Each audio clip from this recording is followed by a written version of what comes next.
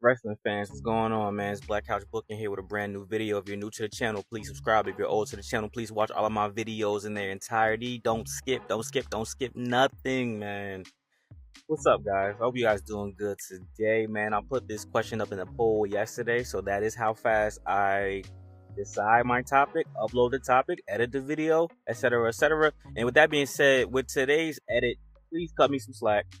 I am not really editing this video like to the T, so if I have pictures that don't match what I'm talking about, it's because I have to meet a deadline, number one, and number two, this is just a relaxed conversation. Like a lot of people say, they listen to my videos like it's a podcast, and they're not even looking at the screen anyway, so it doesn't really matter. For today, I'm gonna be bouncing around a lot because I'm talking about WWE creative, and I'm talking about a lot of specific cases that I really have an issue with. So just relax and calm down. And if you want to shop with the popular shopping app Temu, use my link in the description down below. I am an affiliate and I really want some money. But anyway, guys, let's get right into it, man. Y'all don't care about my money problems, man. Let's get it, man. Let's go. So, first things first, crack open my damn Celsius real quick. Y'all hear that shit? We don't drink Prime over here, baby. Celsius. So, ASMR. So, here's my thing, right?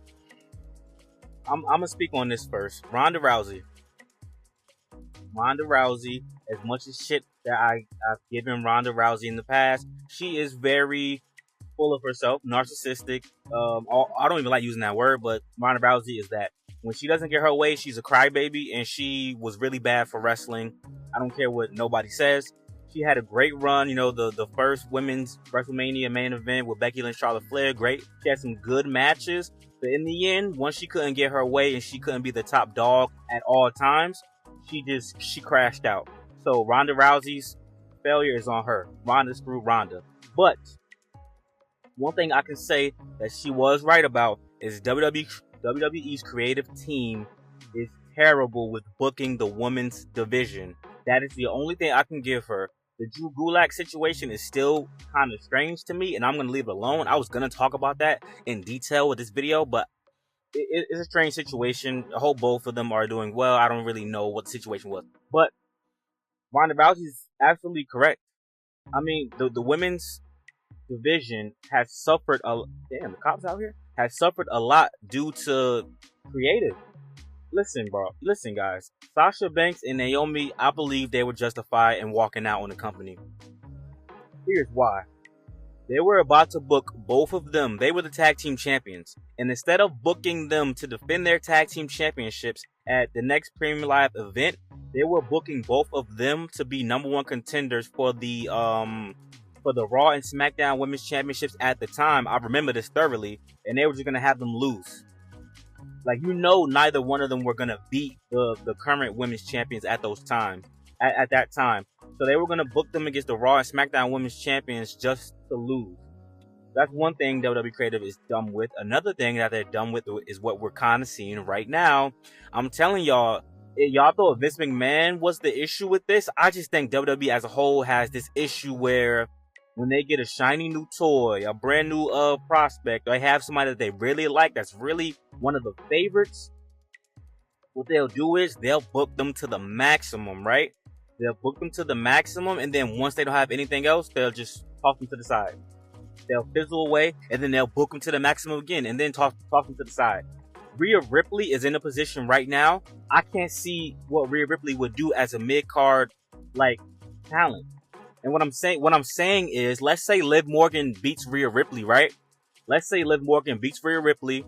Dominic helps Liv win. And then, like, let's say Rhea doesn't get another shot at the title and she's just not the champion for the next year. They're not going to know what to do with Rhea Ripley. She's going to be in the most random shit ever. Unless Liv Morgan also loses the title and they just keep feuding for the rest of the year. WWE Creative does not know how to book the mid-card for women. They've gotten a little bit better with the Women's Tag Team Championships, but it's still bad. The Women's Tag Team Championships, if there are 12 Premium Live events in a year, which I don't believe there's not a Premium Live event every year. I think last year they took Christmas off, I believe. The Women's Tag Team Championships are defended like 4 times. That's a quarter of the fucking fiscal year that the Women's Tag Team Championships are defended. So imagine how a mid-card level talent feels on the, it's probably even less. There are rarely rarely any matches on a premium live event that's just a woman versus a woman. So for example, right? Let's say Tiffany Stratton and Naomi was still going at it. That would be something you could book on like a mid card for a premium live event. That never happens. What they do is, if there's like a mid card rivalry or feud going on, they'll put it on the show right before the premium live event, but won't make it. And this is the same with the women's tag team championship. It's rare that the women's tag team championships are defended. So all they know how to do is book top heavy, and even that's a problem. Yo, the women's championship isn't defended at every premium live event. And that's on both sides. That is fucking nuts. The women's championship was not defended at Money in the Bank.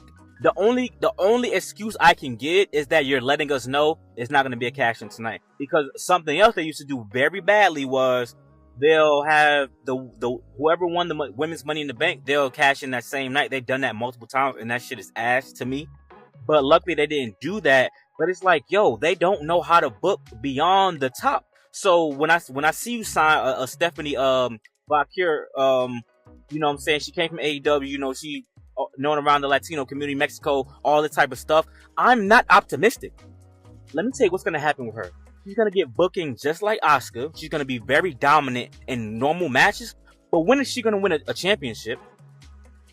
There's no mid-card title for women right now. And even if there are, that's just going to get lost in the shuffle. I was a guy like, yo, we need a Intercontinental Women's Championship, a Women's United States Championship. No. That shit is never going to be on a premium live event if they do that. NXT is doing a decent job with the Women's North American Championship, but even that shit is like, we here for Roxanne Perez. They should have kept the Women's Tag Team Championships on NXT if we're being completely honest. But let me get more into the nitty gritty. The thing is, like I said, yo, WWE Creative is ass, bro. I don't know how they're doing it. I don't know if they have like divisions of, hey, you guys gonna book the top, you book the middle, you book the bottom. Like they need to do it like that if that's not what's going on so far. Because what it seems like is they only know how to book the top for the women. For the men, it's gotten a lot better. But the men, they were in that same situation where the Intercontinental Championship was fucking irrelevant a couple of years ago. Shout out to Gunther, making that shit relevant again. Shout out Seth Rollins and Austin Theory, making the United States Championship relevant again. That shit was irrelevant a few years ago. Women's Championship, the Women's Tag Team Championships had a great hot ass start. Sasha Banks, Bayley killing it. Fizzle down, fizzle down, fizzle down. The Iconics killed that shit. Fizzle down, fizzle down, fizzle down, fizzle down. Ooh, Bianca Belair and Jade, I could get behind this. Damage Control, I could get behind this. Now, what Apple Fire and Isla Dawn doing? I think they're gonna lose the motherfuckers. Personally, if you're not developing the story with Bianca Belair and Jade Cargill as to getting them to face each other at WrestleMania, there's no point in them getting a fucking rematch for them titles unless they're gonna lose and it's gonna be Jade or Bianca's fault. If we're not going that direction, I don't know what's going on. Speaking of which, Jade and Bianca Belair, this is what I'm saying. Once they have their shiny new toy, they get all of the reps they can get out of them, then nothing. Obviously, Bianca Belair and Jade is something that I, myself, even before it happened, said we need them to be women's tag team champions. It happened, but now, random matches on Smackdown, blah, blah, blah. We need to have stories. And if the story's forming and I can't see it, well, fuck me. But I don't see what they're gonna get to it eventually because it's something people want to happen, but they're not making it. They're not making the little subtle hints and cues. Like the shit with Finn Balor and Damian Priest, amazing story. I see where that's going. The shit with Dom, Rhea, Liv, this shit's been brewing for some time. Like, there's a lot of stories that's been happening. With the women's division, for the most part, throw that shit together. Throw it together. Throw it together. Throw it together. Throw it together. Throw it together. Oh shit, damn, Bayley is a champion. Hey, fuck it. Hey, Nia Jax, go get her. Oh shit. We need somebody with Money in the Bank. Hey, Tiffany and Nia Jax gonna be friends and buddy, but let's fucking get her with the plot twist, huh? She's gonna cash in when Nia Jax wins. It's gonna be some bullshit. The long-term storytelling for women is really subpar. The most long-term shit that I've seen, it was Rhea versus Charlotte Flair. Years in the making. NXT Championship, WrestleMania. SmackDown Women's Championship, WrestleMania, boom. And they can surprise the fuck out of me if they really commit to Rhea Ripley versus Bianca Belair because they talked about it some time ago. Wait, we're gonna see each other soon, but I don't think it's gonna happen this year. I think it's gonna be Bianca versus Jade, and I don't know if the Liv Morgan and Rhea Ripley thing can stretch that long. I really don't think we can get to WrestleMania with that. I'm sorry, it's not that interesting. Because we know Judgment Day is about to break up regardless. So for me to look at Liv and Rhea as a long-term thing, it's ridiculous because Liv can't beat Rhea without interference. Liv Morgan cannot beat Rhea Ripley clean. Let's get that straight. And hold on really quick. Zelina Vega. I can't go a women's video without talking about my queen, my future ex-wife, Zelina Vega. Listen to me.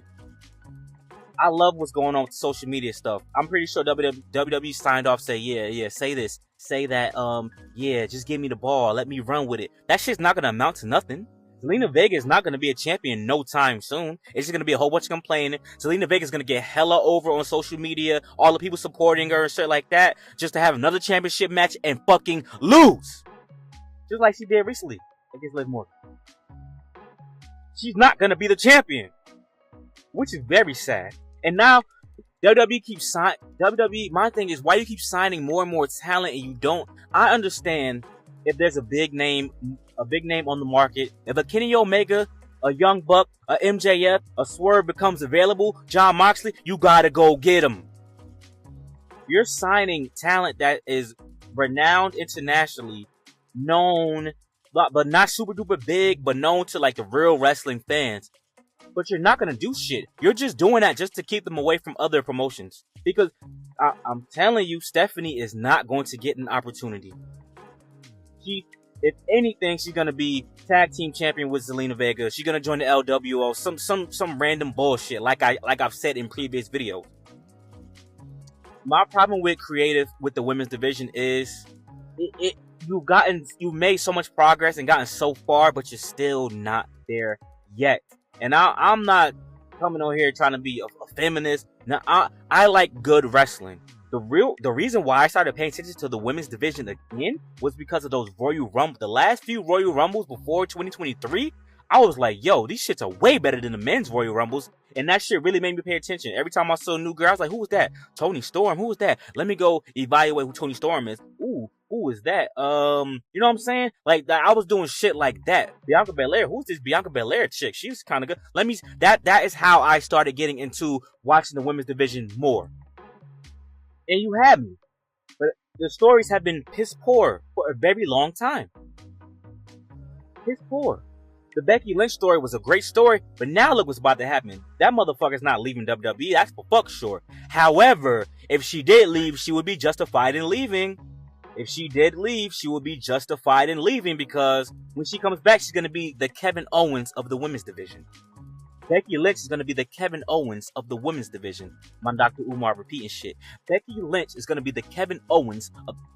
Damn, that nigga pants tight as hell. Becky Lynch is going to be the Kevin Owens of the women's division. She's going to be in war games. She's going to be in tag team matches. She ain't going to win that championship again no time fucking soon. Which is fine. Everything's not about winning the title, but how do you, when you make someone a megastar, how do you book them in the mid-card? How do you book Becky Lynch as a mid-card wrestler? How do you book Charlotte Flair as a mid-card wrestler? We can have multiple matches at the top of the card, but you only focus on the two women's champions. So you can't do that with you guys. Like, what? You're booking yourself in a hole because you're making it so that the top is so fucking heavy. Even in the men's division, we have top. In the middle is the middle card championships, and the tag team championships aren't considered a low card title. Like, we have faith in tag team championship matches and feuds. But look what you're doing to the women. It's only top heavy. The women's tag team championships are low card. Them shit's not no fucking mid card. Because if you had a women's tag team championship match and you had an opportunity to do Charlotte versus Becky at WrestleMania, you're doing Charlotte Flair versus Becky. On the opposite, if you have an IC match, you're taking that over another match unless it's Drew versus CM Punk. That's the only match you're taking over a mid-card match. But that's just my thoughts and opinion. Like, comment, subscribe. Let me know what you guys think, man. This was more of a rant and a podcast type of thing. I just want to try a different format for this video. Don't mind the editing. The editing is probably shitty because I don't feel like doing all the fucking pictures. Do you guys know deodorant is fucking $10? What the fuck is the world coming to? I'll talk to you later, man. Peace out.